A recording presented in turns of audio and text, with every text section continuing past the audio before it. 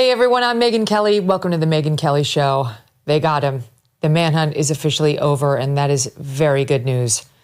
President Trump making the surprise announcement on Fox and Friends. This is so classic Trump. You know, somebody called him right before he went out there and said, Mr. President, we think we got the Charlie Kirk assassin, and then he just revealed it. I can just picture like Kash Patel in his office like, what is he doing? What? Who told? Why did he tell? We have that. Okay, let's watch it. Any updates on the suspect? Yeah. Can I always say, I think, just to protect us all, and so Fox doesn't get sued, and we all don't get sued, and everything else. But I think with a high degree of certainty, we have him in custody. Right? In custody. Everyone did a great job. We worked with the local police, the governor. Everybody did a great job. You know, getting somebody that you start off with absolutely nothing. And we started off with a clip that made him look like an ant that was almost useless. We just saw there was somebody up there. And so much work has been done over the last 2.5 days. You know, it's amazing, actually, when you start off with that and then all of a sudden you get lucky or talent or whatever it is. But, I think we're in great shape. Mr. President. And he's in custody. Pretty extraordinary. Soon thereafter, law enforcement confirming the arrest, and Utah's Republican Governor Spencer Cox this morning describing how it all unfolded and laying out key details about the suspect and what may have motivated the young man who is 22 years old from Washington, Utah. Good morning, ladies and gentlemen. We got him. On the evening of September 11th, a family member of Tyler Robinson reached out to a family friend who contacted the Washington County Sheriff's Office with information that Robinson had confessed to them or implied that he had committed the incident. This information was relayed to the Utah County Sheriff's Office and scene investigators at Utah Valley University. This information was also conveyed to the FBI. Investigators reviewed additional video footage from UVU surveillance and identified Robinson arriving on UVU campus in a gray Dodge Challenger at approximately 8:29 a.m. on September 10th, in which he is observed on video in a plain maroon t-shirt, light-colored shorts, a black hat with a white logo, and light-colored shoes. When encountered in person by investigators in Washington County on September 12th, in the early morning hours, Robinson was observed in consistent clothing with those surveillance images. Investigators interviewed a family member of Robinson who stated that Robinson had become more political in recent years. The family member referenced a recent incident in which Robinson came to dinner prior to September 10th, and in the conversation with another family member, Robinson mentioned Charlie Kirk was coming to UVU. They talked about why they didn't like him and the viewpoints that he had. The family member also stated Kirk was full of hate and spreading hate. The family member also confirmed Robinson had a gray Dodge Challenger. Inscriptions on a fired casing read, "Notices, bulges, capital OWO, what's this, question mark. Inscriptions on the 3 unfired casings read, "Hey fascist, exclamation point, catch, exclamation point." Up arrow symbol, right arrow, and symbol, and 3 down arrow symbols. A second unfired casing read, "Oh Bella Chow, Bella Chow, Bella Chow, Chow Chow." And a third unfired casing read, "If you read this, you are gay, LMAO. Today, we'll bring you the latest and more of Charlie Kirk, the man, the husband, the patriot, as we remember his extraordinary life. Don't miss a moment. Subscribe to this show on YouTube and follow me on Insta, Facebook, and X. Football season is back on Prize Picks. We make decisions every day, but on Prize Picks, being right when you make a decision can get you paid cash. So kick off the season right by getting $50 instantly in lineups when you play your first $5. With millions of users and billions of dollars awarded in winnings, Prize Picks is the place to put your takes to the test. Just pick 2 or more players across any sport, pick more or less on their projections, and if you are right, you could win big. Prize Picks is available in 40-plus states, including California, Texas, Florida, and Georgia. Prize Picks does not play around when it comes to your money. All transactions on the app are fast, safe, and secure.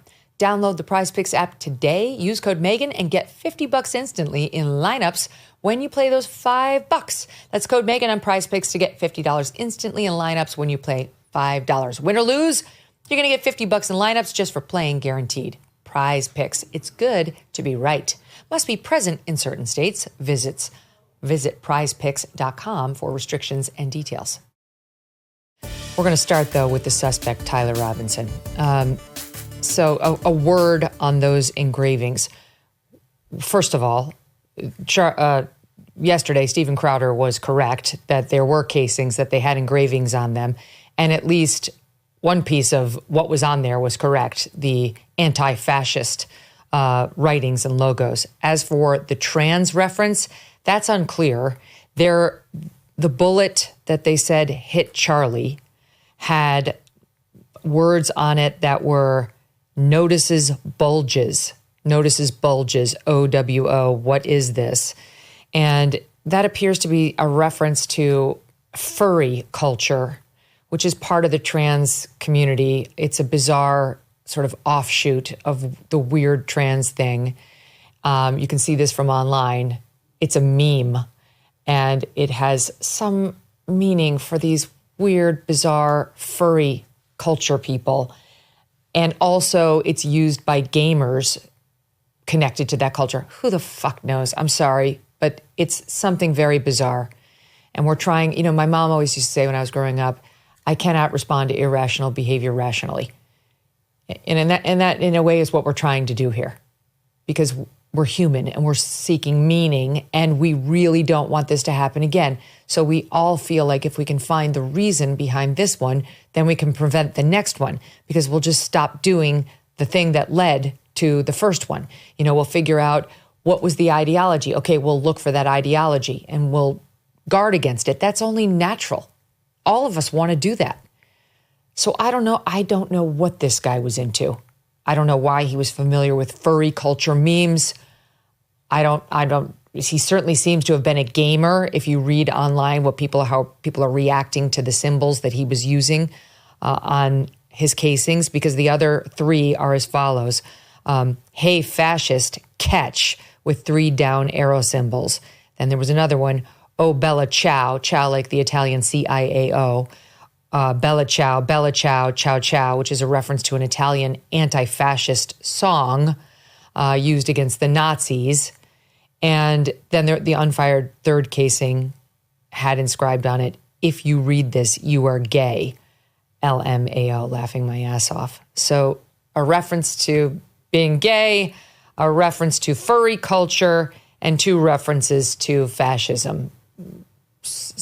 Bottom line is Crowder was right. And by the way, those who are ripping on him are wrong.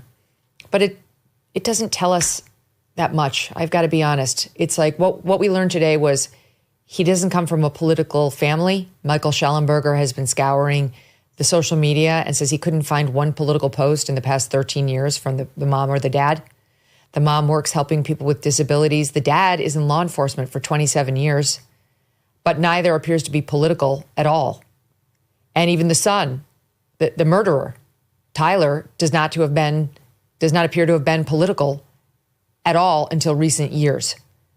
People are pointing to the fact that he wore a Trump costume. It was like for what it's worth, something that looked to be diminishing of Trump costume in 2017, where there's a picture of him standing, and then Trump is like it's like kind of those pants for the listening audience that you put on, and there's like a costume below you, and it looks like the person's carrying you on their shoulders, and Trump looks like he's carrying this guy Tyler on his shoulders here, which, yeah, it's diminishing. And he's with his little brother who's carrying a firearm. I'm not sure what the little brother's costume is or if it relates at all to what he's doing with Trump. In any event, we have no reason to believe this family was political. According to Schellenberger, the shooter here was not a registered Democrat or a registered Republican. He was registered unaffiliated. But you heard the governor describing family members saying that he had gotten more political recently, that he had become more political in recent years, according to family members, that he did not like Charlie Kirk, and was explaining at a recent dinner what he did not like about him. He said Charlie was full of hate and spreading hate. And that was as specific as they got. I mean, what's really annoying right now is online, you've got the leftist mob saying he was a white MAGA Republican Christian gun lover. Go fuck yourselves. Okay, that's not correct. He was white. I think the family was Christian. I haven't seen any evidence that they're Republicans, certainly not that he was a Republican, or that they had any love for Donald Trump. If anything, that costume suggests the opposite. And the whole fascist reference is obviously in connection with Charlie's support of Trump. If there's one thing we knew about Charlie, besides the fact that he was a Christian, was that he loved Donald Trump and proselytized for Donald Trump endlessly. And the left is the one that's been pushing the narrative that he is a fascist at every turn. I mean, read the New York Times, read the Washington Post, read the Huffington Post, read anything online. Go on X for 1 hour. Type in fascist in the search bar. See what you come up with. This is a leftist narrative about Trump and about Charlie as his supporter. So, I mean, there's just no question this guy was buying the leftist narrative about Charlie and, yes, about Donald Trump. And they said he had become more political in recent years. Now, how did that happen? What did he do in recent years? He went to college. Guess what college does? It radicalizes young people. I don't know what happened to this particular man, but that is what college does. You know, we had Bill Ackman on this program talking about what happened to his daughter who went to Harvard and where they turned her into a Marxist, socialist, communist, which he was still trying to unwind. This is a liberal New York billionaire. That's what Harvard does to your kid. It's just, look, I don't know what happened to this kid at the university. I'm just saying, if we want to talk about circumstantial evidence on radicalization, there's zero for this kid being MAGA or a Republican or in any way in favor of Donald Trump. There's plenty of him hating Donald Trump. People are like, oh, you know, he was just a gamer. The fact that he wrote these things on the bullets just show he was nothing but a gamer. Yeah, okay, you missed the part where, again, he wrote them on bullets with which he shot Charlie Kirk. Fuck these people and their revisionism, their unwillingness to see what's obvious. Clearly, he had hatred in his heart for Charlie Kirk. Charlie Kirk is the one who got executed. Charlie Kirk, he did not go out and shoot a member of the squad. It's just, how do we reason with these people?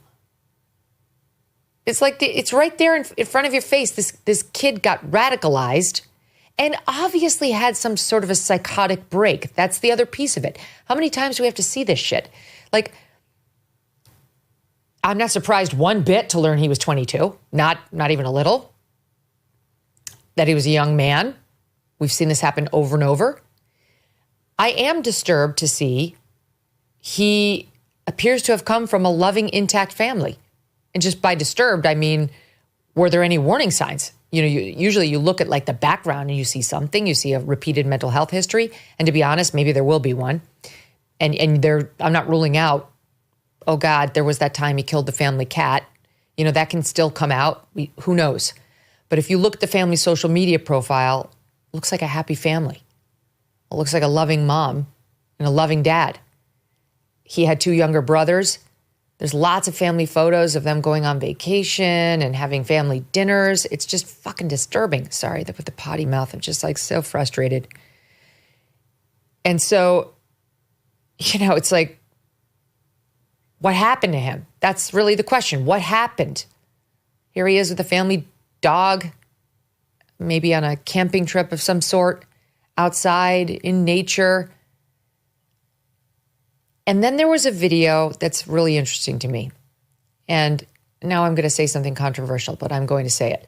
There's a video of him when he got a scholarship into college. He did not go to this college. He got a scholarship to Utah State, where he did wind up going. This was Utah Valley, was a different university in Utah where he shot Charlie, according to police. But he got a scholarship, and he did a little video, and I just want you to watch it. Okay. Congratulations. You have been selected to receive the Resident Presidential Scholarship from Utah State University. The value of this scholarship is approximately $32,000. This scholarship is available for 4 years or 8 semesters.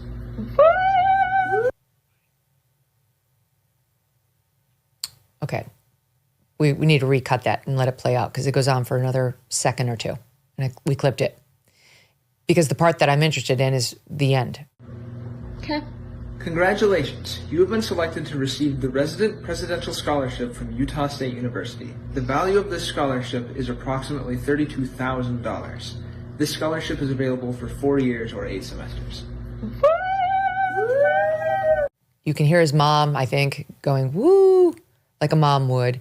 And then you see this odd, 17-year-old, 18-year-old, looking very uncomfortable, like awkward, not uncomfortable, but awkward. And then he too goes, woo, in a strange way. And I am just going to guess that this kid is someplace on the spectrum. He had a perfect 4.0. He aced the ACTs, according to his mother online. And there is such an intense awkwardness about him. I'm just going to guess he had some neurodivergence issues. Now, that doesn't make you a shooter. I have somebody in my own family who I absolutely adore and love and am very close to who has pretty significant issues in this realm. And I've numerous times called out people who jump right to, from the spectrum to violence. That's not a thing. That's not a thing. It's just an observation about this kid maybe having had some challenges, and there'll be more to his story. So I await more to that story. He seems very off to me in this clip. And he appears to have taken the scholarship because he did go, we're told, to Utah State. But Michael Schellenberger was reporting Daily Mail, that he enrolled at Utah State for 1 semester in 2021. But then elsewhere online, they've dated that clip as 2022 when he received word of the scholarship. So I don't know what the truth is. But the Daily Mail is saying that Utah State said he enrolled for 1 semester in 2021, though that clip shows he had an 8-semester scholarship. An 8 semester. So what happened? Did he make it in college?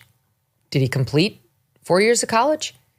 And if he only went for 1 semester, why? What happened? The police said that when he was arrested, I believe, at his home, or at least that he was at home when this all went down last night. They described it in the Daily Mail as a $600,000 home with 6 bedrooms in Washington, Utah, which is 260 miles south of where Charlie was assassinated in Orem, Utah. Now, this is just coming in, more information from the New York Post. The Tyler Robinson, accused assassin of Charlie, threatened to kill himself rather than surrender to authorities. Oh, okay, hold on a second. Before I get to this, I'm just going to set up what happened. Okay, no, that's in here. So the father recognized his 22-year-old son from the photos of the suspected shooter that were released from the authorities on Thursday. That led the father to confront his son when he returned home to the house, according to sources. This is in the New York Post, and it dovetails perfectly with what Trump revealed on Fox and Friends, which was more, by the way. Trump said to Fox and Friends that there was a pastor, a family pastor, who called authorities, who called some law enforcement official and told them that a father had recognized his own son in these photos. And indeed, that turned out to be true, though at the presser, they did not mention the family minister. I think they just said the father contacted law enforcement. But now here, the New York Post coloring this in a bit more, and I think CNN had this reporting as well, that the father recognized his 22-year-old son from the photos of the suspected shooter. By the way, credit to the FBI and local law enforcement for enhancing those photos to a more usable version and then making the decision to put them out. You know, it was a judgment call they made that it would help advance the search for the killer, and indeed it seems to have done exactly that. They were hoping that somebody would recognize him, that someone would recognize the outfit, that someone would recognize the shape of the jaw, the mouth. And by the way, think about it. Think about the people who are in your life every day, Monday through Friday at the office or Sunday through Saturday at your home. If you saw them in this close-up a photo, like the ones revealed by the FBI over the past day, you'd know. You know your loved ones, notwithstanding the fact that they're wearing a baseball cap and sunglasses. That's a disguise to a stranger, but not to a loved one. So it was a smart move by Cash and other law enforcement to say, let's put it out there. Let's enhance it so that it's more usable. Because the original versions were very grainy. They enhanced it. AI can be a force for good.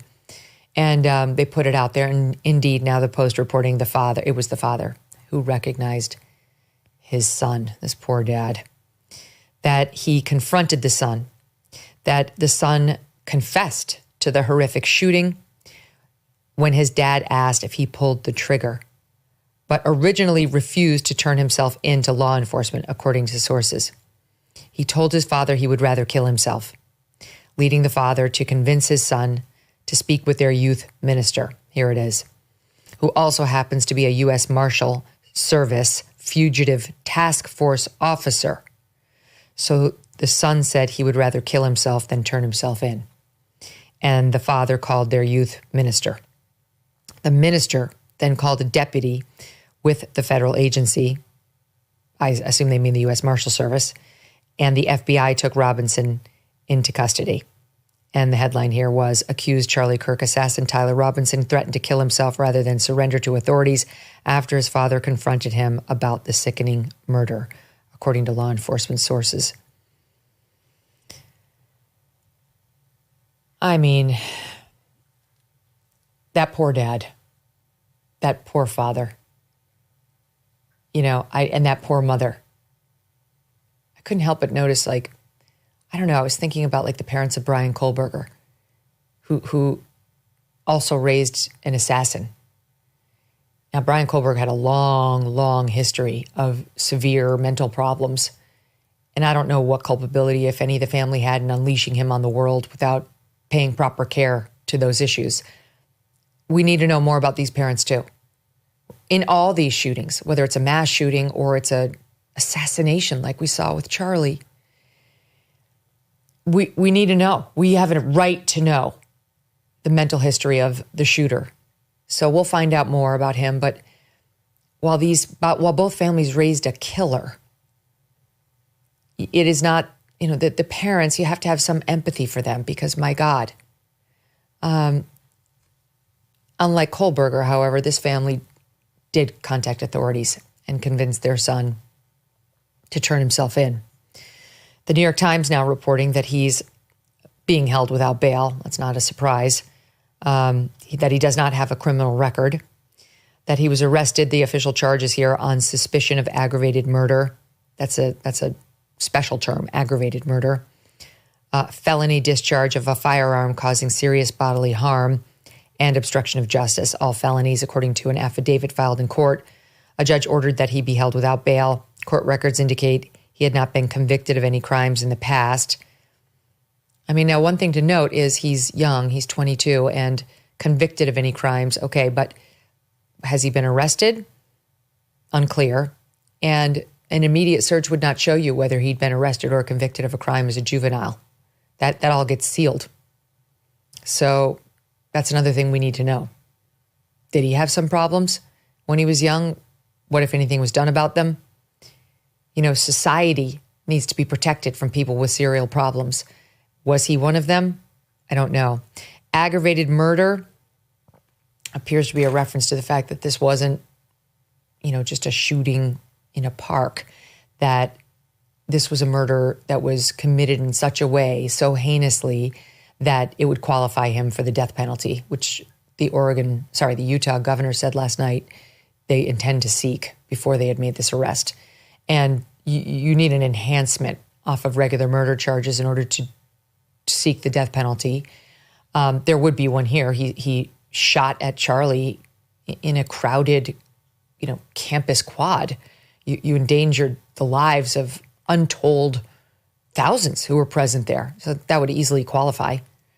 So that's what that's about. And yeah, they'll be seeking the death penalty. I mean, you have to think about this father. Presumably, I don't know. I guess I shouldn't presume he had been watching the murder at the presser. Though don't you kind of think he did? He was in law enforcement. And when you have a kid who is really off, you know it. You know it. I'm thinking back about like the Sandy Hook shooter. He didn't have a criminal past either. He was around this age. He spent all his time in the basement gaming. And it sounds like this guy was a big gamer too. And what happened with the college? Did he or did he not make it past one semester, even though he was on a full scholarship? If he didn't, why not? What happened? Was there a mental health incident, or was this just bad information and he did make it through and graduate? We didn't see that exactly. We've seen graduation pictures on the mother's website, but unclear to me at this point what institution that was from, high school or college or both. Going back to the story, he, yes, confessed to his father. The dad contacted authorities through a family friend, and they lived in a very nice home. It was the home we believe he was in at the time of the crime. $600,000 home, 6 bedrooms in Washington, Utah. Again, 260 miles away from the crime scene. Now, the authorities today revealing something else of interest, that he showed up to Utah Valley University in a gray Dodge Challenger, that he was wearing an outfit other than the one we saw him in. Again, this is alleged because, they said he confessed to family, but he hasn't officially confessed, so we can't say he did it officially.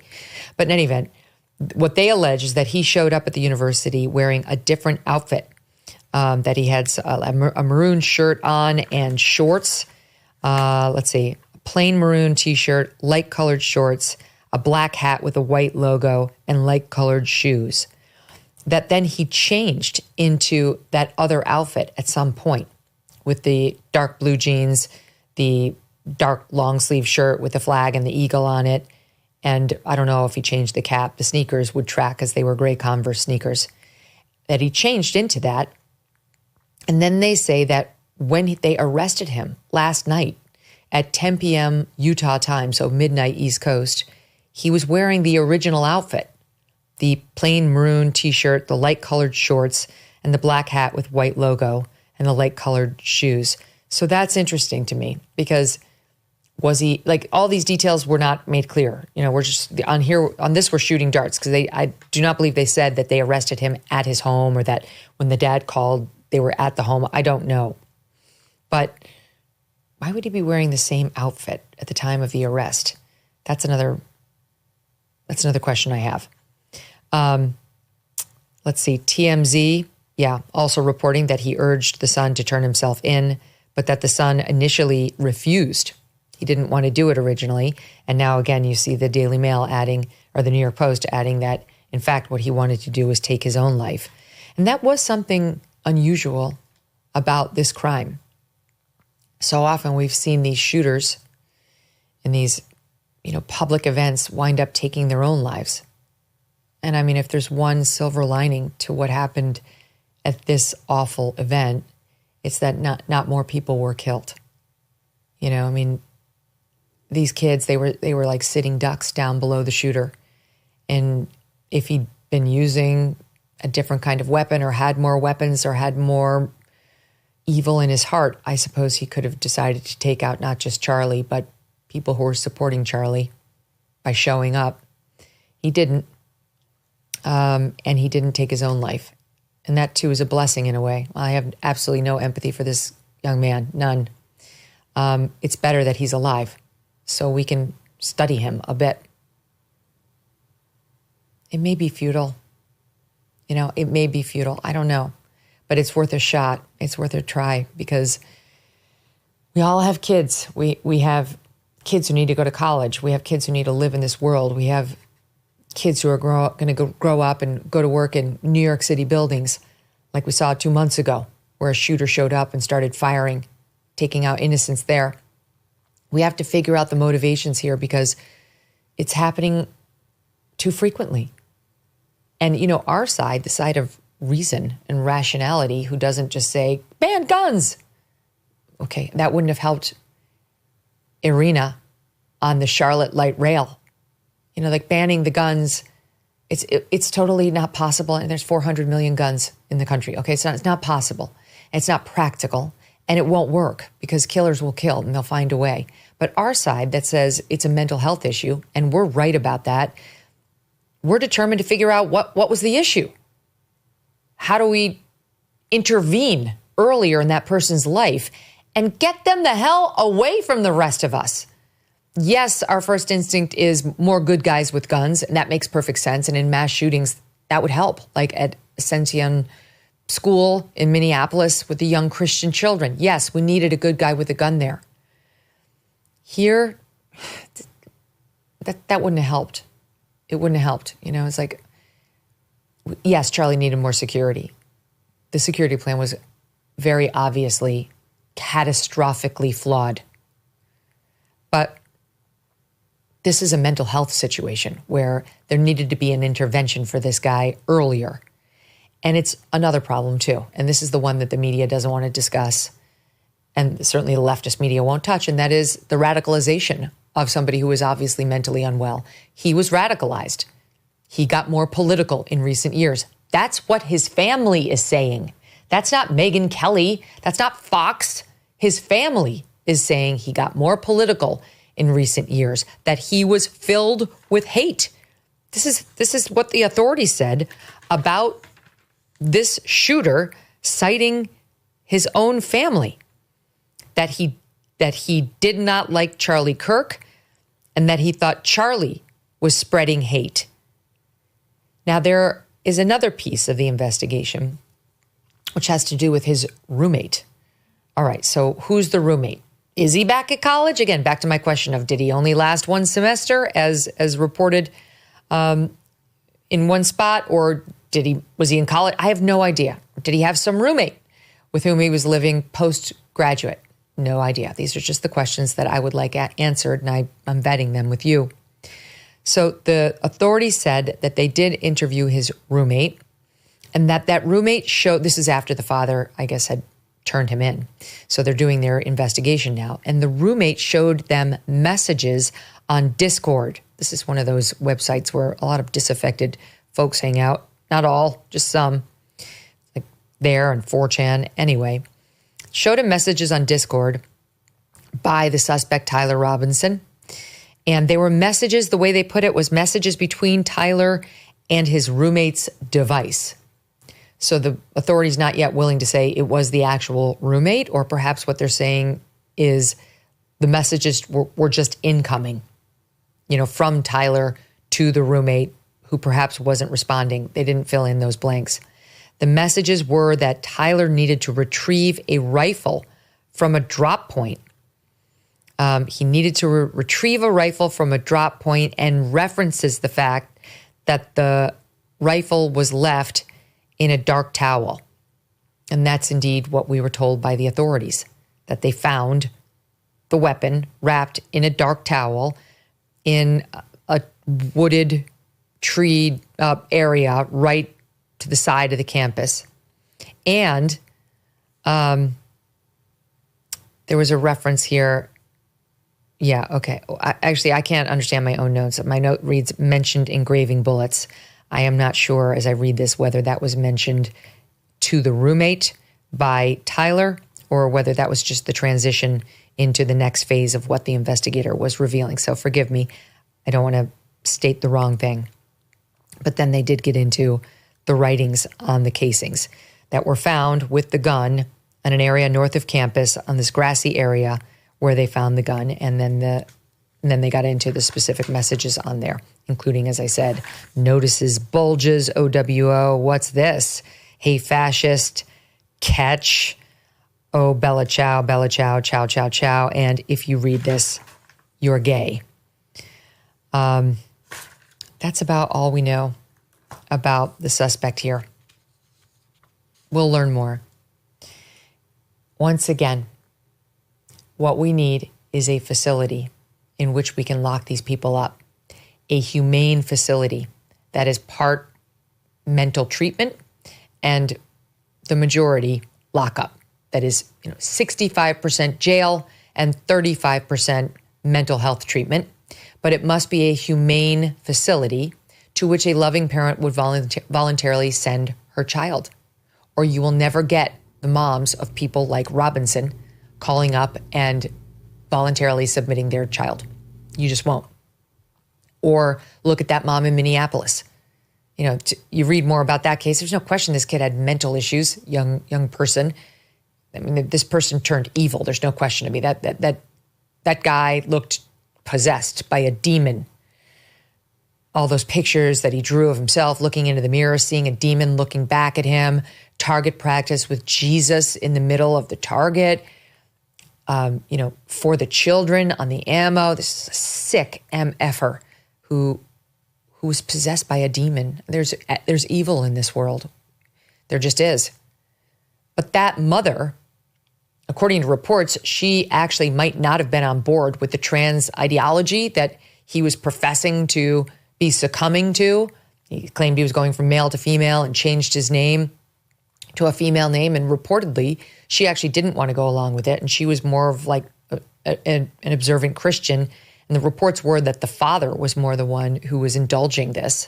My point is simply, I'll bet you that mom knew that her son was unwell.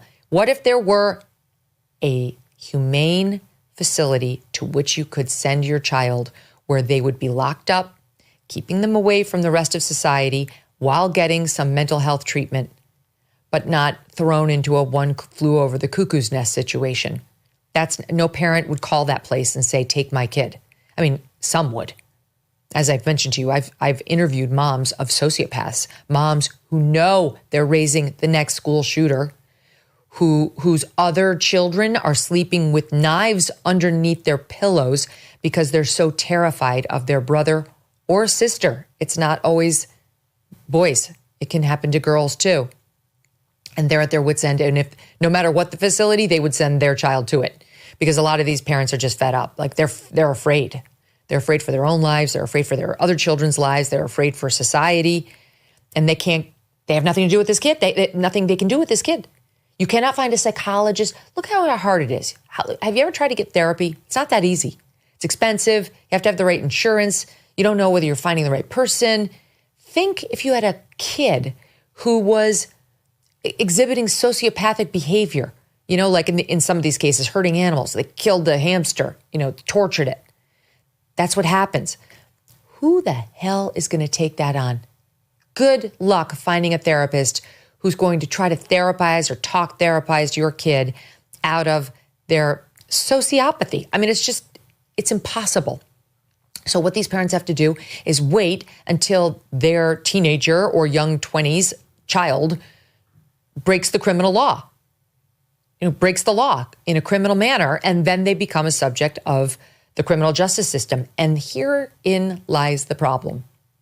Because under today's criminal justice system, like under the criminal justice system we had about 20 years ago, you would get locked up and you would get mental health treatment while in jail, by the way, but you would be locked up. But in our system today, the odds are overwhelming that you won't be. I mean, especially if you add any sort of minority status into your profile. If you're Black, if you're trans, if you're a furry, I don't know what this guy was, but that'll all help you. Instead of raising even more alarm bells, if you say you're a furry or you're trans, in today's criminal justice system, it will help you. And I mean, times 10 if you happen to be a person of color. That greatly will help you. That should not be an enhancing factor or something that should alarm people like the others, but it certainly shouldn't change your sentencing for the better. And so that's what's happening. These people, they don't get locked up.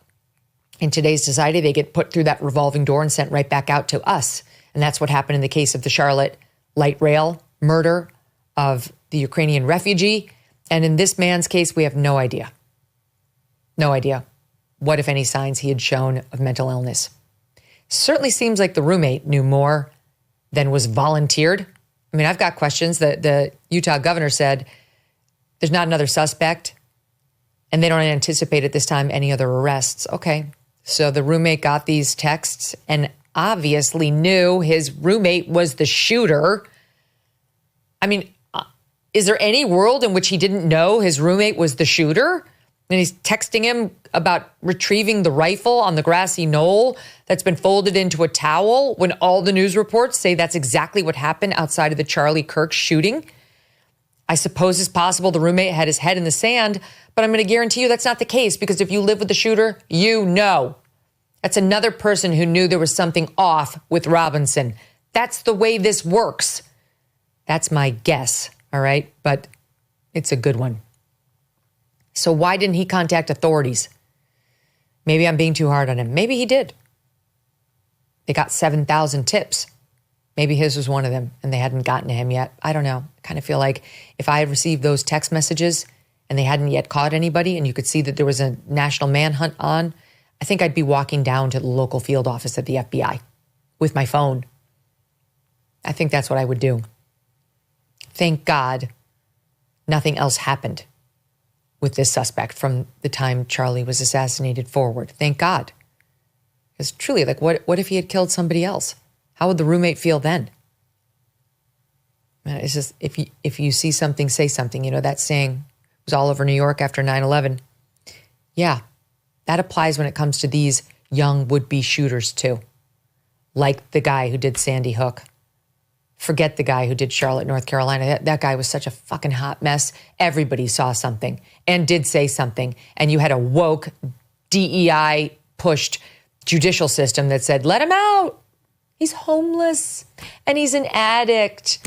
Oh, and he's a black man in America. And that's what happened there. This guy, time will tell. Oh, boy.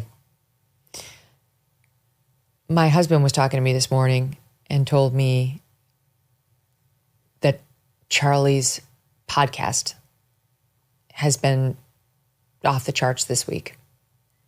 And we were both just kind of, lamenting. Like, he's number one in the charts. And he's not here to celebrate it. He can't. What an achievement. People are interested in him. They were interested in him before he died. But I will say, there's something, can I just say this is a petty moment, but it's really bothering me how Fox News is talking about Charlie like he was theirs, like he was one of theirs. Well, he wasn't. It's a lie. Just stop, okay? There were some people on Fox who I think really did like Charlie and got along with Charlie and were friends with Charlie. But Fox News, they wouldn't put Charlie on, okay? I know this from my own behind-the-scenes conversations, and I'm not going to specify from whom. But they were annoyed on Team Charlie because he was banned. They wouldn't put him on. He had been too supportive of Tucker. He was considered just other. They put him on in July to co-host Fox and Friends, which was a shock. They finally caught on to his magic. And they had him on Will Cain's show, I think, in August. And prior to that, that's it. Years and years ago, 10 years ago. Yeah, okay. But it's just, all right, it's fine.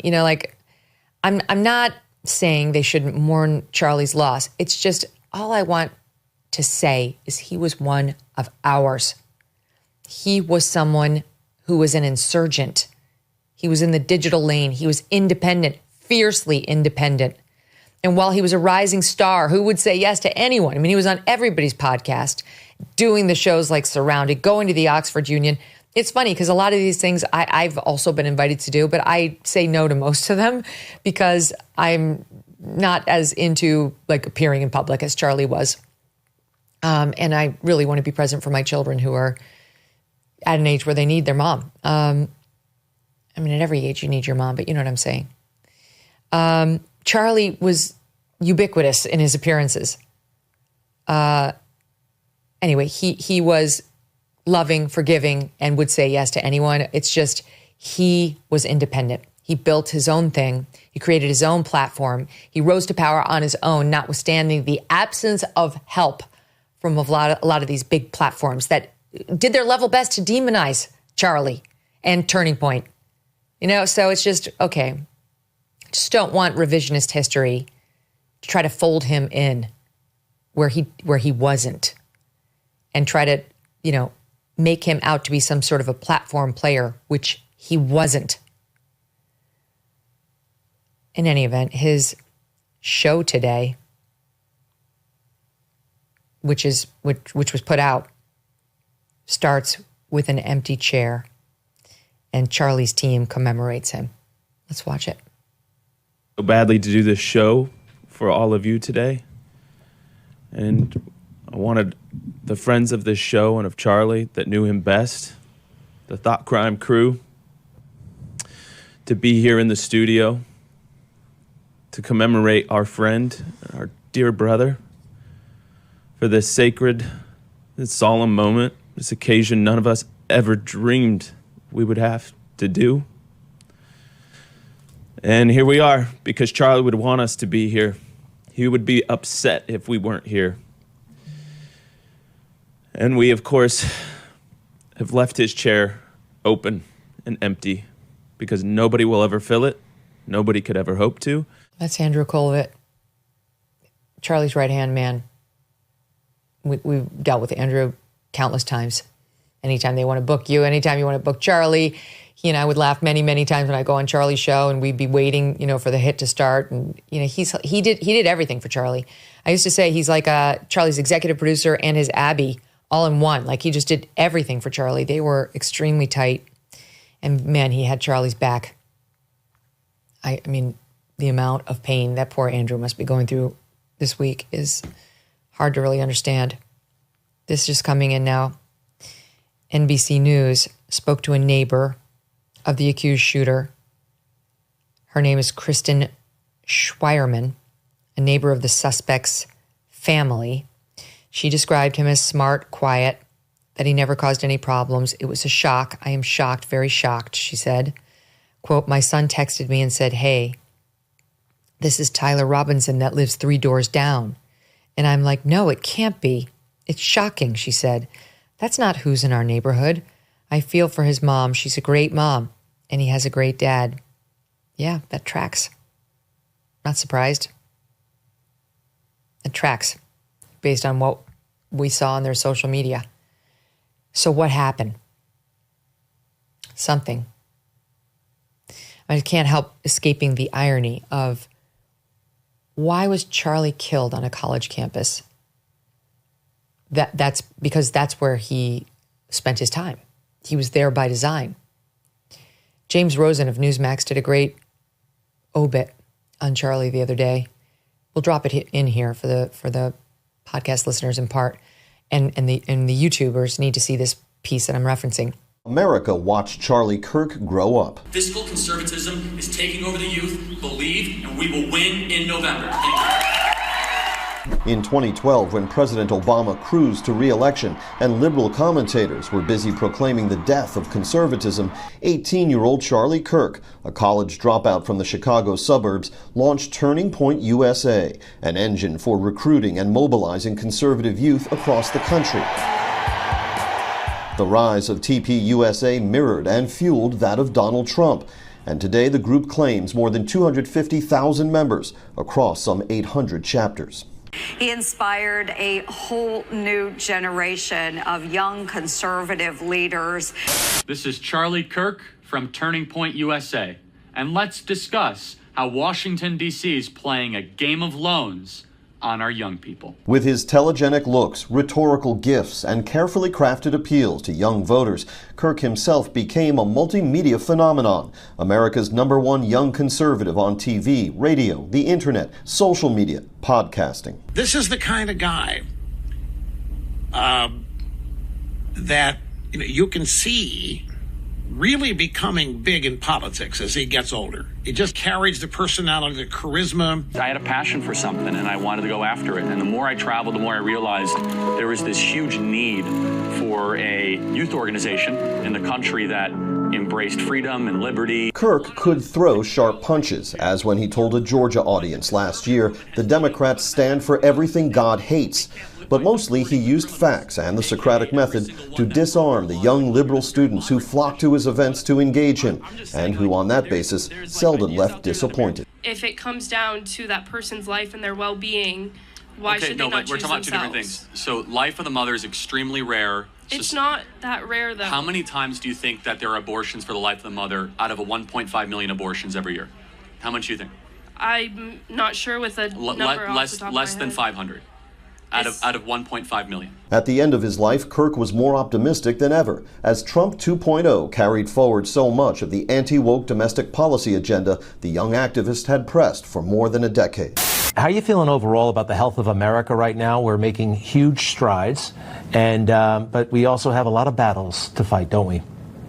Yes, we do. Look, we're in the midst of a major, let's say, fight and struggle for the reclamation of the American Republic. And President Donald Trump is doing incredible right now. Charlie Kirk was 31. In Washington, James Rosen, Newsmax. But in the obit, he ran the original graphic that Charlie came up with for Turning Point when he was literally in his parents' garage in Illinois as an 18-year-old. The beginning of this whole obit is terrific. We should run that. But in any event, it shows it's so rudimentary. You know, it almost looks like Charlie drew it. It's clear the guy has no professional help. He's so young. He's so green. And he had this idea of going onto college campuses to try to change people's minds about conservatism. He was a huge Rush Limbaugh fan. He would spend his free time in high school listening to Rush. You know, some people go out like into the smoking section and play hacky sack. Okay, that's back when I was a kid. Not Charlie. He was sneaking in Rush Limbaugh, which explains a lot. And had this idea to build an organization that spoke directly to these college students. The irony, of course, right? Because he would never become one. So he started going on college campuses, and he was convinced by a conservative mentor to take a gap year rather than go and see out a freshman year of college, take a gap year and to consider working on his activism because this guy could see real promise in Charlie. And so he did. And his gap year turned into what he told me was a gap decade. And he spent the vast majority of that on college campuses, trying to persuade college kids to revisit their feelings about conservatism. That is what brought him to Utah Valley University this week. You know, he was there fighting the good fight because kids who go to college these days are sent into indoctrination factories. Every professor they have is a hard left liberal. The administration tends to be hard left liberals. Their fellow students are at least taught that they have to pretend that they are hard left liberals. And Charlie was trying to encourage students to A, reject that, and B, if they were secret, closeted conservatives, to come out and fight for their ideals and spread conservatism. And if that's what happened, if this shooter lived a relatively normal life and then went to college where his mental health deteriorated and he was radicalized on his college campus, it'll come to the surprise of no one. It'll be something we on the right want to talk about and take a hard look at. And it will be something like trans ideology factoring into any shooting that will get utterly ignored. Even listening to today's reports about what was written on the cartridges, everyone's skipping right over the one about notice bulges. They're not talking about that one. They're okay with the fascist stuff, but they're skipping right over what was on the bullet that actually hit Charlie Kirk. We have a lot more to discuss. I really want to show you a bit more about Charlie's marriage and his relationship. Stay tuned. That's next. Did you know all chips and fries used to be cooked in tallow up until the 1990s when big corporations switched to cheap processed seed oils? Today, seed oils make up 20% of the average American's daily calories, and recent studies have linked seed oils to metabolic health issues and inflammation in the body. Masa decided to do something about it. They created a tasty and delicious tortilla chip with just 3 ingredients and no seed oils: organic corn, sea salt, and 100% grass-fed beef tallow. These chips don't only avoid all the bad stuff, they also taste incredible. Masa is crunchier, tastier, and sturdier than other chips, by far. The beef tallow makes the chips much more satiating, so you will not find yourself uncomfortably binging and then still feeling hungry afterward. I can attest to all of this. And by the way, all of us love them. The kids and I fight over the Masa bags. Thankfully, they come in you can get a 12-pack, and they're large. They've got great flavors, lime, churro even. I like original, also the white corn. The lime is also delicious. I haven't tried the churro yet. Ready to give Masa a try? Go to masachips.com/MK and use code MK for 25% off your first order. That's masachips.com/MK, code MK when you check out to get 25% off your order. We're paying tribute to Charlie Kirk today and talking about the latest on his accused shooter, who is now in custody and arrested, accused of aggravated murder. His grandmother has been reached by the Daily Mail. They do report that the family is Republican, though again, Michael Schellenberger says he reviewed 13 years of social media and didn't see a single political tweet whatsoever. They may be registered Republicans, though the shooter was not. He had no affiliate. He was registered unaffiliated. They say, he grew up in a, quote, staunchly Republican Trump-backing family, according to the Daily Mail. Breaking her silence on Friday, Tyler Robinson's grandmother, Debbie Robinson, 69, said she is stunned by the charges against her grandson, describing him as a quiet, reserved young man who never spoke politics, despite his father's staunch Trump support. My son, his dad, is a Republican for Trump. Debbie, who also lives in Washington, Utah, told the Daily Mail. Tyler, the son, is the shyest person, she added. He has never, ever spoke politics to me at all. Most of my family members are Republican. I don't know any single one who's a Democrat. I'm just so confused. I mean, I wish I could say I were confused about that particular dynamic, but I'm not, because it doesn't look like this kid was political one way or the other. And then he went off to the indoctrination factory that is college and appears to have had a mental break. And look, it could have been anything.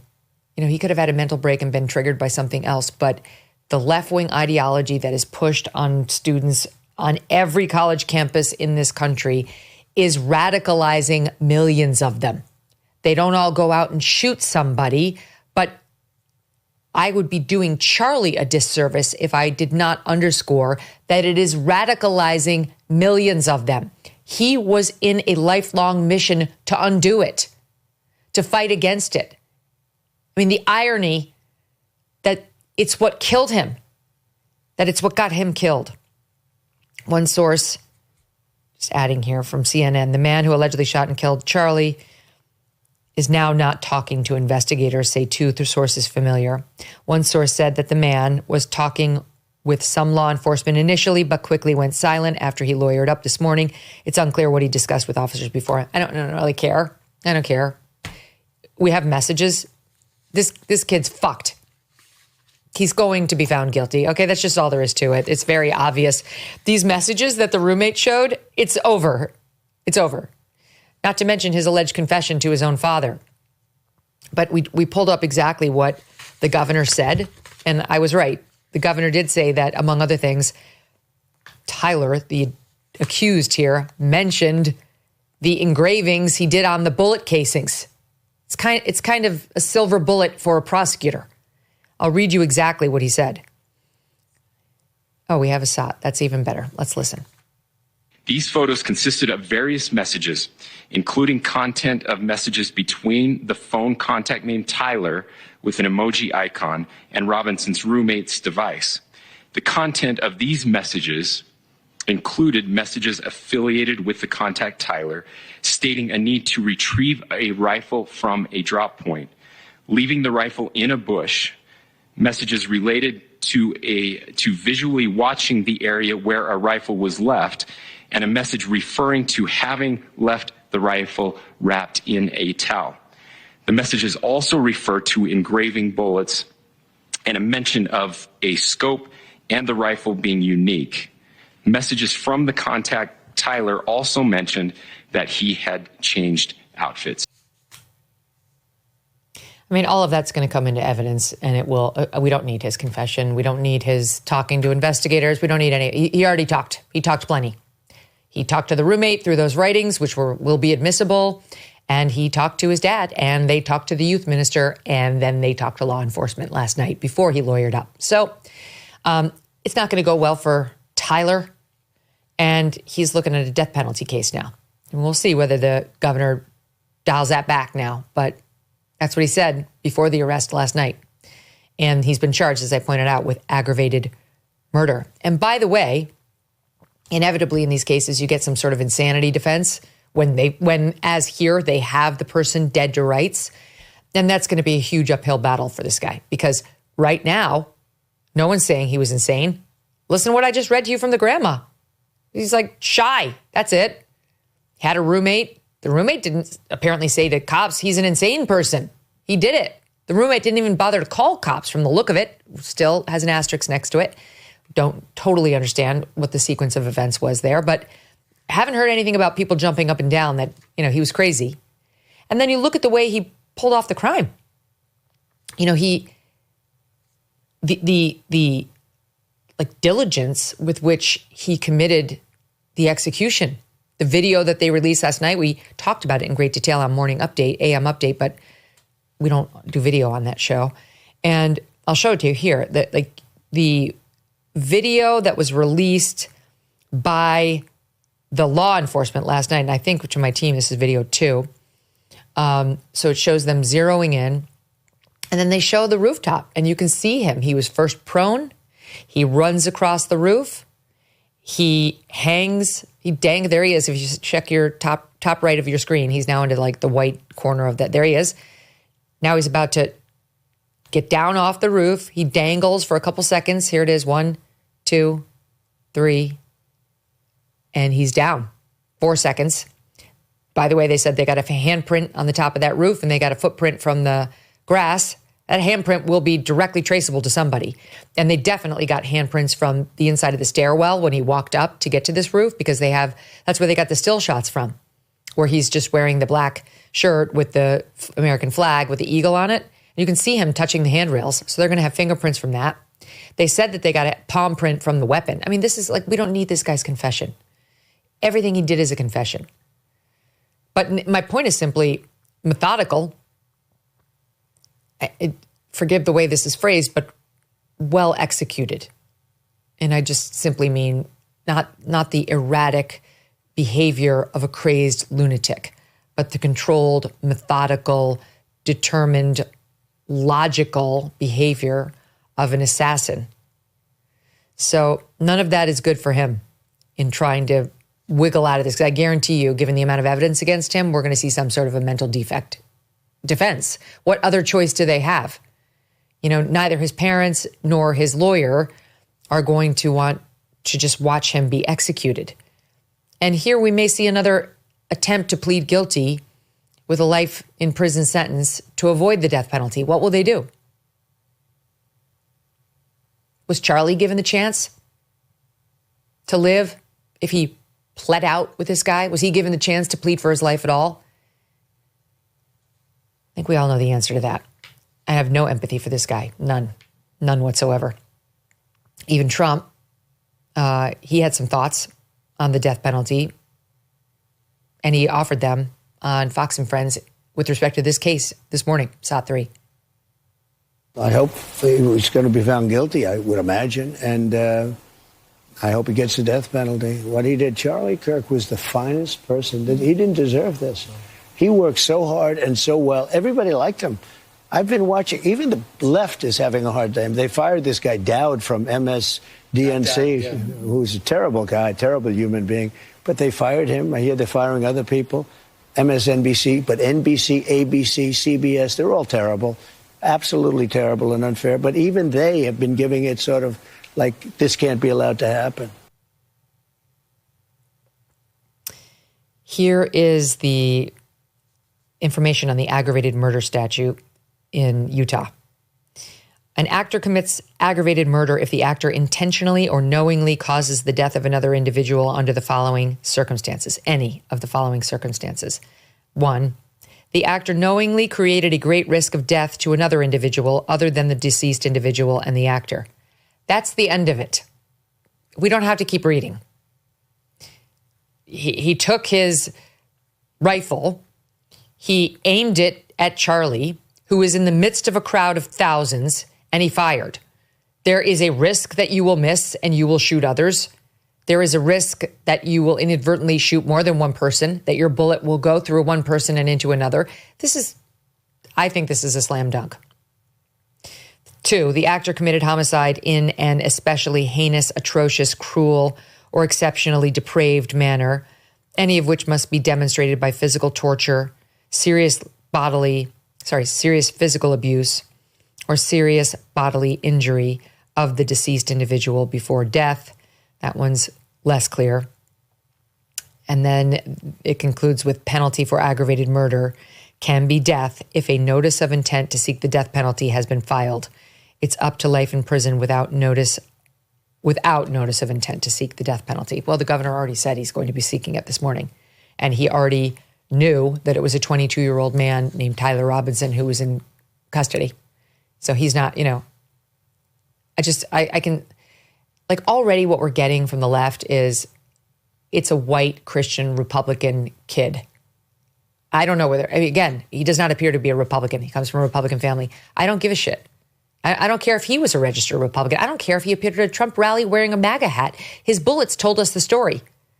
His family said he hated Charlie Kirk, thought that Charlie spread hate, and his bullets said he thought Charlie was a fascist and that he, the shooter, had some weird association with the furry community and also had some weird gay reference there. I don't know what that one meant. But I know what fascist means. And I know it was on one of his bullets. And it was pretty explicit. Hold on, because it's been an hour now and I don't have it right in front of me. But just for those of you who want to know, it's explicitly, this is what it said. Stand by. Notice bulges. That's the one that was fired into Charlie. Notices bulges. OWO. What is this? And if you Google that, notices bulges, OWO, you'll see that is a furry meme, also used in gaming. Unfired casing 1, hey fascist, catch, with 3 down arrow symbols. Unfired casing number 2, oh Bella Ciao, Bella Ciao, Bella Ciao, Ciao Ciao, a reference to an anti-fascist song out of Italy. And unfired casing number 3, if you read this, you are gay, LMAO. Okay, I want to keep going because I really want to get to what's circulating right now. So J.D. Vance went out to Utah yesterday with Usha, Second Lady Usha Vance, and they picked up the Kirk family that was in Utah with Charlie, grieving. I'm sure Erika flew out there immediately to be with everybody and picked them up in Air Force Two, including Charlie's remains. Even just saying that seems unbelievable to me. I'm just still like... And here you can see when they disembarked, getting back to Arizona, Erika Kirk disembarking with Usha holding hands, the vice president following behind. And Usha Vance just seems like the perfect person for that job. She's so smart. She's such an empathetic person. I've met her. She's totally beautiful in the truest sense of that word. I don't know, maybe God sent her, maybe Charlie sent her to go be with Erika. I can see her being a great comfort in a moment like that. And the video of J.D. Vance walking as a pallbearer on the front of Charlie's casket as it approaches Air Force Two is something remarkable. For the listening audience, we're showing it now. The wind is blowing in Utah. You see, I count 1, 2, 3, 4 or more service personnel in the military. Of course, J.D. Vance is a retired Marine. On the front of this casket, a brown casket, which they took from the hearse, inching toward Air Force Two. I know for a fact Charlie rode on Air Force One. I'll bet he rode on Air Force Two because he and J.D. were quite close. And just the thought of Charlie having been on Air Force Two with J.D. Vance as a friend and a colleague and a supporter. And now his final trip back home to Arizona on that Air Force Two again, though this time in a casket. It's just awful. Poor Erika. her long blonde hair blowing in the breeze. This woman is spectacular. She's stunningly beautiful, but she's equally smart. You always can find her in a crowd because of the long blonde hair, the long flowing blonde hair, the sparkling blue eyes. And there's a great video circulating online. It's about 10 minutes long. I think it was a Turning Point production with both of them. It's just cuts between Erika and Charlie on how they met. We have about 2 minutes of it cut. You're going to enjoy this. Our toughest decision this morning was deciding what not to put in. Watch this. What was it like dating Erika? Very fun. I mean, she's incredibly loyal, a great sport about traveling and about always having my back. For those people that know me, I sit around most times and don't do much and adverse to traveling, very shy, trying to find my purpose in life. So she was obviously very helpful at fixing all those things. I truly feel as if every piece of my life prepared me to date him and eventually obviously marry him, but to date him. And I say that because ever since I was little and even after college and adult years, I traveled all the time. And I was used to living out of a suitcase. I was used to a very unconventional schedule. I was used to the entrepreneur mindset and just in the mode of building and building and building. And so I got him. I understood that. I understood his sporadic schedule because mine was just as sporadic. And I understood the sleepless nights, and I understood having to make the time for someone. It doesn't just come to you. You have to work at it. You have to invest into it. And so dating each other, I loved it. I mean, we got to know each other. I tell you what, you learn something about someone a lot more quickly by traveling with them than you do just seeing them on a weekend for just a getaway. When you travel with someone and you have to go through TSA and you have to go through all the different airports and you have to deal with hotel rooms not being ready and car rentals not working out and missing your flight and every logistic you can imagine, because you see every flavor of someone's humanity. And we just, God literally made us for each other. She was always such a great sport with all the chaos that is my life, and Turning Point USA, and my biggest fan and my biggest cheerleader, and always being just so full of grace and wanted to see me succeed. In the video, they talk about how they met at Turning Point. Erika was actually seeking a job. She was living in Manhattan at the time, and she was seeking a job, and Charlie said, he sent her a text, I guess, saying, I'll meet you at, I think he said, Bill's Burgers in New York, where he didn't live. He's in Arizona. And she said she'd been living in Manhattan for years. She'd never even heard of Bob's Burgers or Bill's Burgers. Same, by the way. And but she said, okay, fine. She wanted the job. So she and Charlie met at Bill's and sat there for 3 hours talking. And she's thinking she's on a job interview the whole time. And it cuts to him sort of being like, I moved past whether I wanted to hire her, and it moved on pretty quickly to whether I wanted to date her. And at the end, she said something like, did I get the job? And he said, no, I don't want to hire you. And she was like, oh, okay. She already had a job. So she was like, okay, I'll just keep doing my current job. And he said, I want to date you. And she said something to the effect of, can I think it over? And he said, sure, you can think it over until tomorrow night when I'm going to take you out again. It's just so great. Charlie had such swagger. That was something that we loved about him. He had swagger and confidence, but in a gentlemanly way. I played that soundbite the other day of him on Courtship, when he was talking to those two young podcasters on, of course you must pay for the first date as the guy when you are courting a woman, that the money you save is not worth the honor you sacrifice.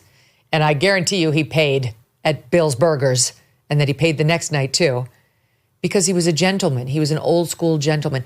And by the way, this is one of those things that people give Charlie a hard time for. He used to say they were living a Christian life. I mean, deeply Christian, both of them. And he said on, I think, more than one occasion that I heard publicly, women, submit to your husbands. Oh, well, that drove leftist women in particular absolutely nuts. Now, I am not living that kind of a life. I don't live like that with Doug. I don't submit to Doug. Exactly. We kind of both submit to each other, to be honest with you.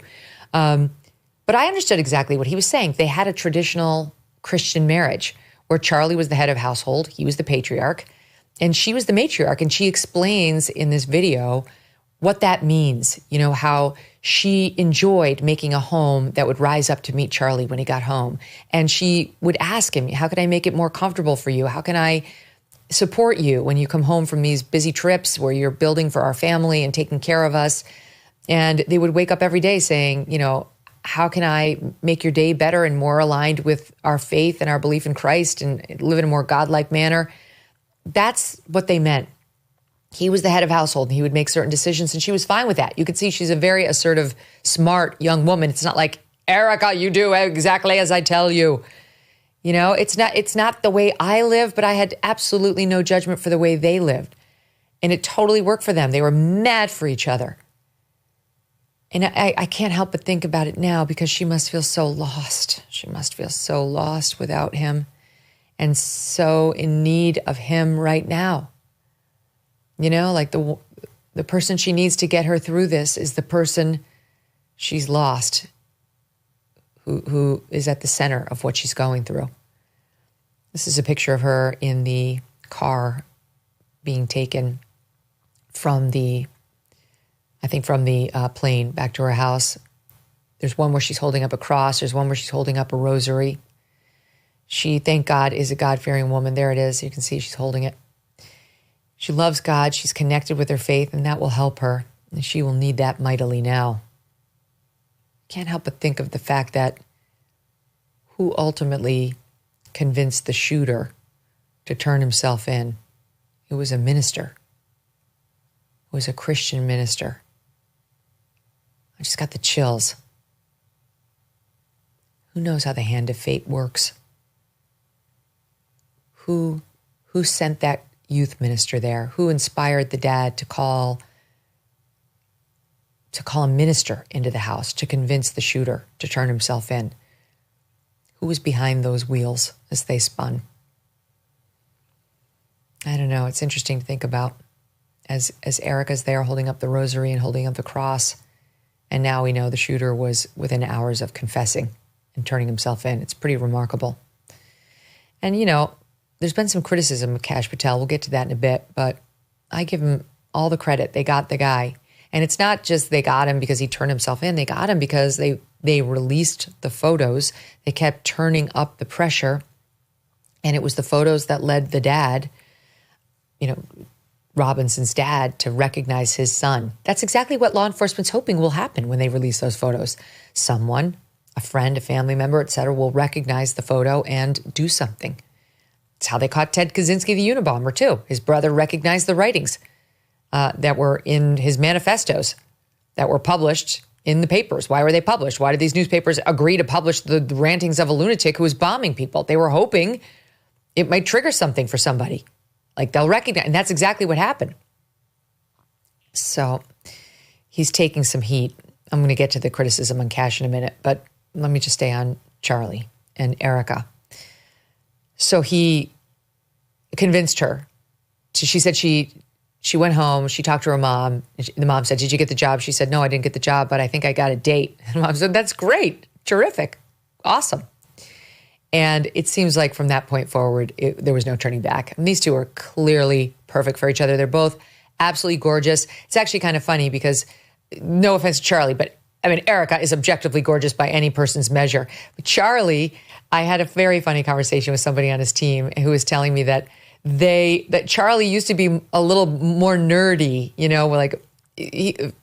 10 years ago, he was certainly a little bit more nerdy. And he was very much always in the suit and almost looked like he was playing dress up because he was so young, like an Alex P. Keaton type. And that they recently persuaded him to ditch the suits and put on a black T-shirt and maybe let's ruffle the hair a little and go out there looking less than perfectly coiffed. And they were saying that it worked. His youth following, especially with the female persuasion, went through the roof. And that's great. Whatever you can do to get people to pay attention to your message, you do, So all these young women started falling in love with Charlie because he suddenly went from like a kind of nerdy, smart kid to like this cool MAGA type. And boy, but Charlie never looked away. Charlie had zero interest in anyone other than Erika. And that was really clear, just if you talk to Charlie at all. I mean, when I met Charlie the first time in person, we were backstage at a Turning Point event down in Florida, and they had just had their first child, their daughter, and he's got this crazy event going on. There are people everywhere. There's, the president's coming in. He was not the president at the time, but Trump was coming in. All these people are coming in. And who's backstage? There's Erika on a blanket that's spread out in the middle of the chaos. Backstage, yes, but like in the middle of the chaos. She's sitting there with their baby daughter. And Charlie had been sitting there with her. I mean, his life was so crazy that day. And he had been sitting there with her for a bit. And, that's just the kind of relationship they had. She would go on the road with him. I made the point that in AM Update the other day that I love these pictures of them at the beach with their kids, and Charlie's in a suit. This is so great.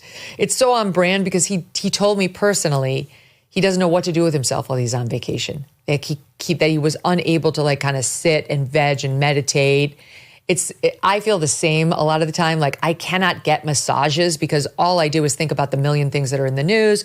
What do we run this right soundbite? Could we have done that better? Maybe it could have been tighter. Tomorrow I'll do a different thing.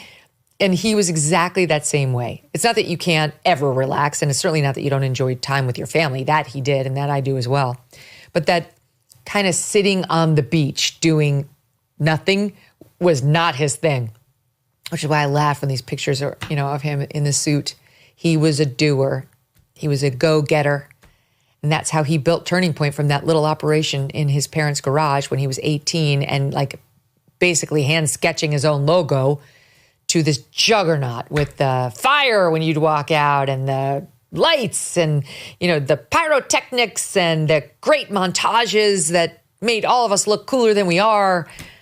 And Charlie would just do it all. He would, if you wanted to give a speech, you give a speech. If you wanted to be interviewed by him, which I think is a little bit easier as the person appearing, that's no problem. He'll interview everybody. He'll just do it. He can do it off the top of his head. Then he'd say, let's do a podcast behind the scenes. Okay, we'll go do that too. Endless energy. As I was pointing out yesterday, he went to Oxford recently. He went to Japan. He was in Japan on Sunday doing speeches. And then he, of course, was in Utah kicking off his Great American Comeback Tour. And then it was going to be 2 months of that. And he and I were supposed to meet in either Indiana or Virginia over the next weeks after. Andy was coming to be with me out in California, in Anaheim. This is the two of us backstage in July at the Turning Point event. I love, love, love this picture. For the listening audience, I'm right in front of him. We're about to walk out to stage. I sort of have the hand motions going, if that means something to you by listening. And Charlie's got the double thumbs up with a huge smile. We were having fun. We're both doing exactly what we love to do. Talk about the news. And it came at a very high price for Charlie. Too high. Too high. He was a happy warrior. He loved what he did. It was so good to people. Me included. And he did not deserve to die the way he did. He did not deserve to have his life cut short. He did not deserve to miss the childhood of his daughter or that of his 16-month-old son. The child just begun to walk. Here we sat 2 months ago, having no idea what was coming. Keep thinking about this soundbite that we had, or this exchange we had when he came on the show. It was right after Trump won. It was in November. My team has it. And it was when he was talking about the fact he was so in awe. We ran that soundbite of him on his show, just, saying, glory be to God, when Trump won. And we were talking about it. And here's that exchange in November of 2024. I was humbled and blown away because throughout this entire thing, I'm getting emotional thinking about it. And I'm sure you agree, Megyn. I said, there's no way they're gonna let us do this. That something's gonna happen, right? Mm-hmm. And again, call it paranoia, call it just trying to be ahead of the curve. And I'm sitting in a seat right here where I saw Trump got shot.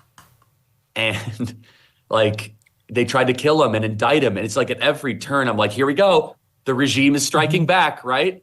And it's just, you don't think you're actually going to get there because we've been programmed to just say that like powerful people get what they want, right? And he was 1 millimeter from this whole country just going into bedlam. And what if one of these trials would have went differently, right? What if Jack Smith would have rushed his cases and like a million different things, right? And there you go, and you hear the words that Donald Trump is president-elect. I just, again, glory be to God is all I can say, because I believe there's a divine element. I asked the question, is God done with this land? I don't think he is. I think that the evil that what we're seeing that you've covered of this butchery of children is going to come to an end. This evil of allowing men and female sports is going to come to an end. And we were blessed to play a small role. 10 months later, he was executed.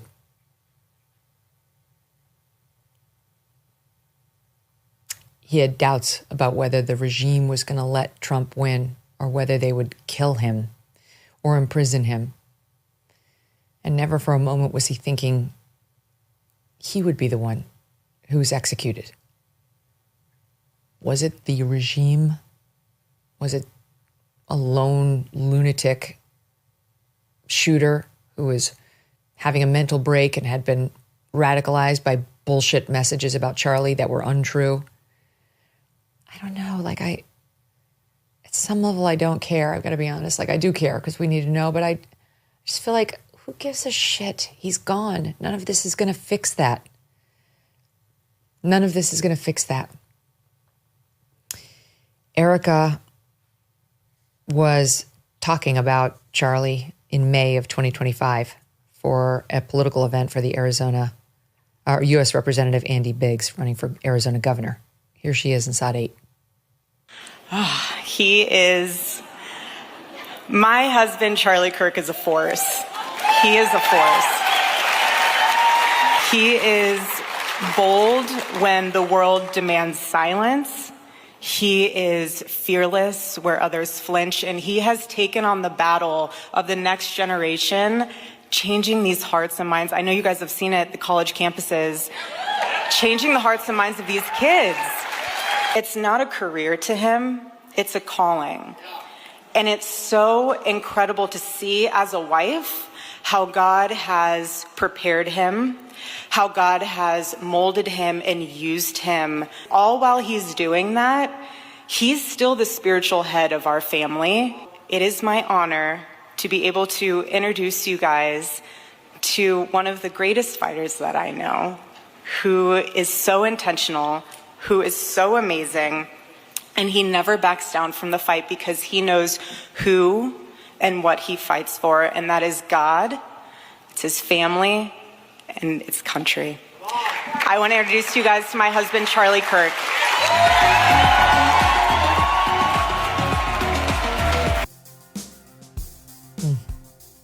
We'll be right back. If you are stressed about back taxes, maybe you missed that April deadline or your books are a mess, don't wait. The IRS is cracking down. Penalties add up fast.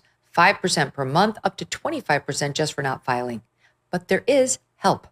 Tax Network USA can take the burden off your shoulders and stop the spiral before it gets worse.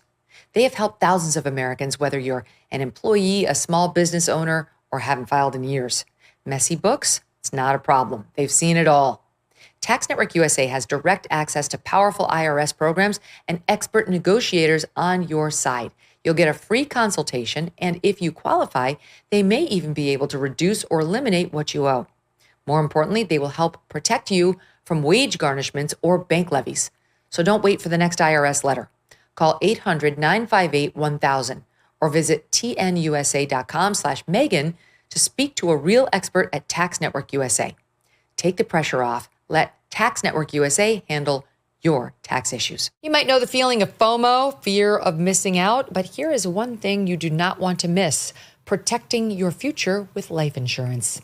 For about the price of one streaming service, you can get the coverage you need with SelectQuote. Even if this is your first time thinking about life insurance, they make it simple. For over 40 years, SelectQuote has helped more than 2 million Americans secure more than $700 billion in coverage. Okay, let me tell you why I'm laughing. Because this is a life insurance ad that began with talking about your fear of FOMO. So it's like, yeah, you are going to mow. Kind of the rest of eternity, you're going to be mowing. There's really nothing any life insurance company can do about it. But SelectQuote has nonetheless helped millions of people who want to at least plan for the people who remain to be well looked after. Now, that makes sense. That makes sense to me. This is a broker. They're going to work for you for free. They're going to compare policies from trusted top-rated companies to match your health, lifestyle, and budget. Some providers even offer same-day coverage. That's good, with no medical exam. Even better. And if you've got a pre-existing condition, no problem. SelectQuote partners with companies that cover people with high blood pressure, diabetes, or heart disease. Life insurance is never cheaper than it is today. Get the right life insurance for you for less and save more than 50% at SelectQuote.com/Megyn. SelectQuote.com/Megyn, so you do not have FOMO. Charlie, hey, it's Megyn Kelly. Can you hear me? Yes, I can. Hi, Megyn. How are you? I have one request. Yeah, lay it on me. Would it be possible at some point that I call the SOT? Just one, because I love watching you do that. I thought, okay, if I ever do her show, I'm going to ask that I just activate one SOT. Is it time? It's time. Play SOT 5. Charlie Sheen. His life has been a wild ride. I was really hard to control. I'm by winning. I win here and I win there. Now what? I had found some different level of I don't know what. I am on a drug. It's called Charlie Sheen. A Hollywood legend. What do you care if your brother ditches school? This cameo just falls out of the sky into my lap. I think I've made a big mistake coming here. Films like Platoon, Wall Street, and The Rookie. You want a do-over?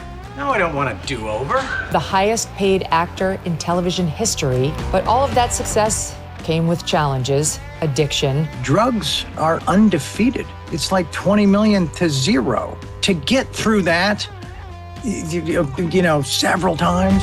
And tumultuous relationships. You write about how you paid people blackmail money. It's exhausting. And to always, anytime the phone rings or you see an email from a lawyer, if this is prison, the only thing that's missing is the bars and the guards. 8 years sober and back to tell his story his own way. From the deepest reaches of myself, Like, I didn't know anything about your long friendship with Nick Cage. It's like we found each other right when we needed to. Can we both agree that Daryl Hannah was miscast? I think you owe me. She was, and she knew it. I mean, she could feel it. His new memoir, The Book of Sheen, tells all, and we do mean all. I hope he doesn't mind that I'm sharing this with the world, Oh, we're ready to go? And a new Netflix documentary, AKA Charlie Sheen. You've already proven you can do all this shit to your body and still stay standing. I'm the guy that lived it and survived it, and I still don't completely know how. Well, we did an interview with Charlie Sheen on Tuesday that was set to air today, and we're holding it given everything that's going on. But we are going to air it over the weekend. We're going to release it on Saturday. And you're going to love it. It's only an hour long. He's in full flower. He is so fun and funny. I loved our conversation, and I think you are going to love this conversation a lot. Totally unexpected. Not at all what I thought he was going to be. So enjoy that tomorrow, because you don't always get fresh Saturday content, but this Saturday you will. I did want to get to what's being said about Kash Patel. Our friend Steve Bannon is not so happy with how that presser this morning went. Kash got up there and basically said, this is what happens when you let cops be cops, and kind of gave a backpatting, few comments to the rank and file. That was about all. Most of the details were given by the Utah governor. And here's what Bannon had to say about it. So many unanswered questions, and I do not understand why law enforcement did not step up to the microphone and give some details. It appears the kid had said something to the family had just confronted him, and the family turned him in. I'm not seeing the great law enforcement work, and we don't need a governor to step up and give us basically a political pep talk and a rally, and let's just all come together. When you have an Antifa, you get details in here about the theme song for Antifa on the bullet. You got the symbology that Antifa uses all the time. You clearly have a young, progressive, left-wing hater that assassinated Charlie Kirk in cold blood. What I want to see is some law enforcement people step up to the microphone, give some details, and take some questions from the media. I don't know why Cash flew out there, thousands of miles to give us, hey, working partnerships and our great partnership in Utah. Okay, I got that. No offense to the law enforcement guys in the future of this. The public assumes that you're working together as partnerships. Fair. Fair. What happened was you had the Utah governor get up there and just sort of gloss over some of these facts. It was like, wait, what? What was on the bullet? Somebody said, what are those? He was like, well, I'll leave it up to you to figure out what that means. What? I mean, I think what Bannon is saying is it was up to Cash to get up there and spin the narrative and say, this is what we've gleaned from here. It didn't happen. And that's why now you have all these people online saying he was a white Republican MAGA, whatever. They're going to do what they're going to do. It's very clear. Just read the bullets. You want to know what his motivation was? Read the bullets. It's obvious. He loathed Charlie Kirk because he thought he was a fascist. It's all there, black and white. Read. That's all you have to do. His own family says he didn't like Charlie Kirk. He was raising it at dinner. He was growing increasingly political. Do we think he was growing increasingly Republican? That he hated Charlie Kirk because he was a diehard Republican who really hated fascism and that he was into furry culture at the same time? I don't think so. All week long, I've tried to avoid elevating the leftists who are melting down about Charlie because I just don't really give a shit about them. I just don't. They didn't know him. One of the things that I heard, I think was it the New York Times. I can't keep my leftists straight. I think it was saying about Charlie was, he was very controversial. He said things like Martin Luther King was a bad guy. Yes, he did say that. You know why? Because MLK's own biographer, a Pulitzer Prize winning biographer, broke the story that MLK was in back rooms allowing women on his staff to get sexually molested by others right in front of him and seemed to kind of enjoy it. That's what Charlie was talking about. The stories no one else would talk about. That Charlie had questions about the Civil Rights Act of 1964. You know why? Because Charlie actually studied people like Shelby Steele, who wrote all about how the black middle class was rising prior to the reign of Lyndon B. Johnson, who infantilized the black community, setting them back by generations with his Great Society programs. Do some homework. This is a mainstream school of thought within the intellectual African-American community. Never mind. That's where Charlie got it. Fuck you for not doing your homework and just trying to paint him as some crazy racist. It's just ridiculous. That's the New York Times' take, okay? So I have been avoiding taking all this on because I just, you're not going to convince these people, and why should we bother? Who gives a shit? We've already moved on without them. You can't persuade them. You can't persuade these lunatics who are online celebrating that Charlie's dead to be kind. Save it, Utah governor. You can't. All right, just stop. It's these people need to be defeated, not reasoned with. All we can worry about is motivating our side. It's like Don Jr. said. We had somebody who reached out to the other side and would listen to them and debate on fair terms. And to quote Don exactly, they fucking killed him. He's not wrong.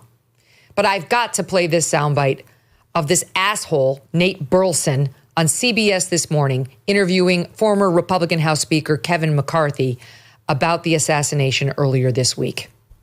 Not everyone took to his words or his rhetoric.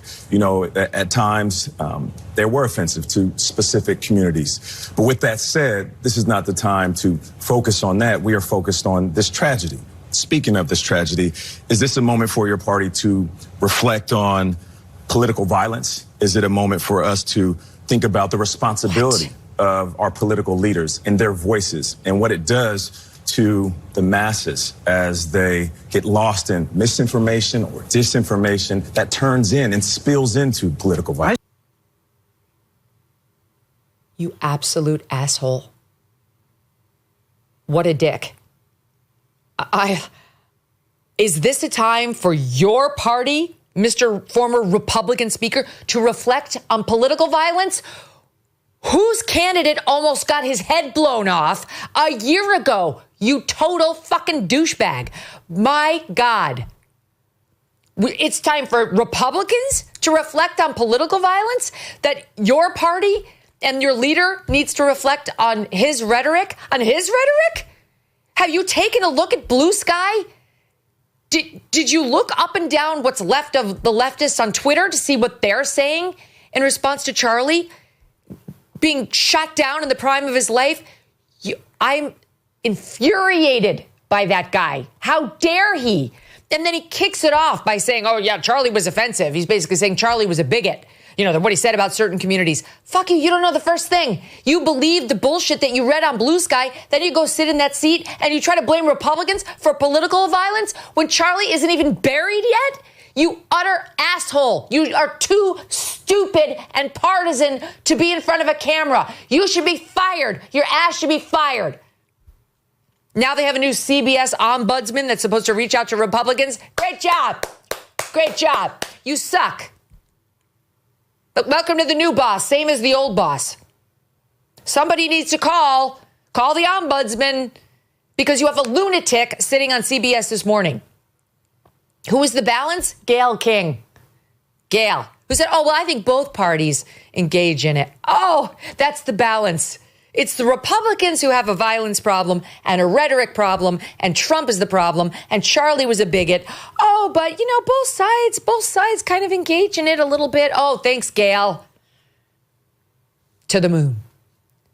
Sorry, that's just like, that one's been sticking in my craw. You know, I'd rather have like the lunatic blue-haireds, because then you know that they're nuts. But this guy is like in the suit on the CBS set and like, oh, I'm just being super reasonable in his tone. Go F yourself. What did you say, Steve? You're giving me my timing? Do you need me to wrap? I don't know. My team's like trying to, no. Okay, yeah. No. Do we have time? All right, we have 3 minutes, so we have a little time to do one more. Ilhan Omar. Let's do that one. SOT 22. Here she is in an interview. Wait a second.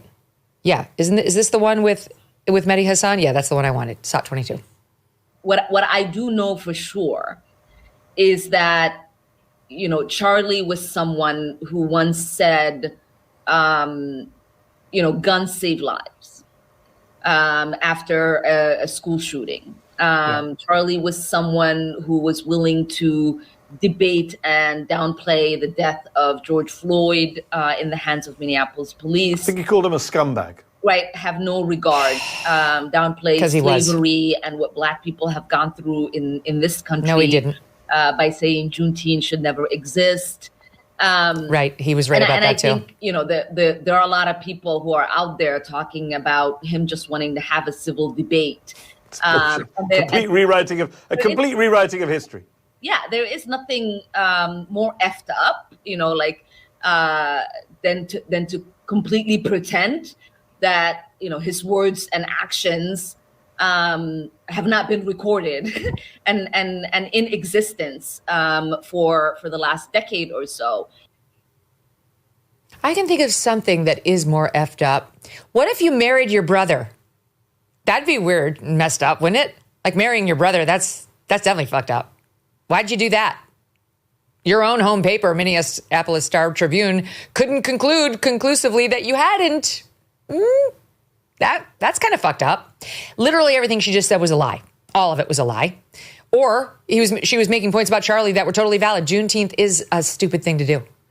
And down the line, the things she was saying, this is what they do. They want to rewrite the history. They want to ignore the millions of clips of Charlie bringing people together, and they go with their bullshit lies like the New York Times tried to tell, like Martin Luther King, he never did a bad thing. Charlie was so wrong to say he wasn't a good guy. Oh, maybe he didn't quite, as a Christian, support the way MLK was behind the scenes. Okay? This was a massive news story that was all over the papers a couple of years ago. Maybe you missed it. It's not good for me. It raises my blood pressure too high to be thinking about these people. We're going to think about Charlie. We're going to think about Erika. We're going to say a prayer for their family. We're going to say a prayer for our country. We're going to say a prayer for ourselves that we maintain or reclaim, in my case, our dignity, our class, and that we lead by example in the lives that we live, the same way Charlie did, whether they know it or not.